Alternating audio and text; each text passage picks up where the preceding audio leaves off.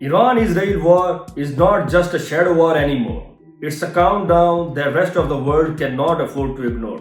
What will be the repercussions of this war in the Middle East? One by one हम इसको discuss करते हैं कि इसके जियो इकोनॉमिक इम्पैक्ट्स क्या होंगे। जैसे ही इजराइल और यूएसए ने ईरान के ऊपर स्ट्राइक किया तो उसके हमने कुछ दिन बाद देखा कि ईरान ने स्ट्रेट ऑफ हार्मुज को क्लोज कर दिया। ये स्ट्रेट ऑफ हार्मुज 33 किलोमीटर की इसकी टोटल विड्थ है, जहां से 20% ऑफ ऑयल जो कि ग्लोबल ऑयल डेली बेसिस के ऊपर ट्रांसपोर्ट हो रहा होता है। तो इसको क्लोज करने के बाद strait of Hormuz has become a choke point just like strait of Malacca, जहां से चाइना की शिप जो है ना इंपोर्ट करती थी अपनी पर्शियन गल्फ को।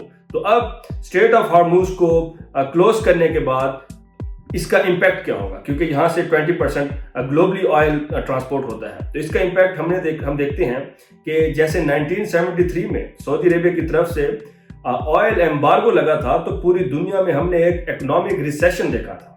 तो same is the situation right now कि अगर आप स्ट्रेट ऑफ हार्मुज को क्लोज कर देते हैं तो उससे इम्पैक्ट क्या होगा, उससे एनर्जी की प्राइसेस इंक्रीज होंगी, क्योंकि यहाँ से जो 20% ऑयल जा रहा है वो क्लोज हो गया, वो उसकी ट्रांसपोर्टेशन नहीं होगी। इसके अलावा पाकिस्तान 70% ऑफ ऑयल जो है ना गल्फ से इंपोर्ट करता है।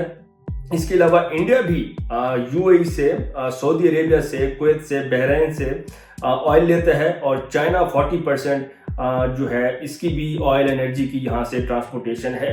तो एक तो अगर ये स्ट्रेट ऑफ हार्मुज क्लोज हो जाती है, जो कि एक चोक पॉइंट है, जो कि ये एक एनर्जी की मेन आर्टरी है, इससे जो इम्पैक्ट आएगा ग्लोबल जो प्राइसेस हैं वो इंक्रीज होंगी, गोल्ड की प्राइसेस इंक्रीज होंगी, ऑयल की प्राइसेस इंक्रीज होंगी, इन्फ्लेशन होगी, और पाकिस्तान जैसी डेवलपिंग स्टेट्स जो है ही टोटली डिपेंडेंट ऑयल के ऊपर, तो उसका जो इम्पैक्ट होगा पाकिस्तान के ऊपर, तो उसका करंट अकाउंट डेफिसिट इंक्रीज हो जाएगा, क्योंकि पाकिस्तान पाकिस्तानी रुपीज में ऑयल परचेज करता है डॉलर में कन्वर्ट करके। तो इस हिसाब से पाकिस्तान का करंट अकाउंट डेफिसिट इंक्रीज हो सकता है।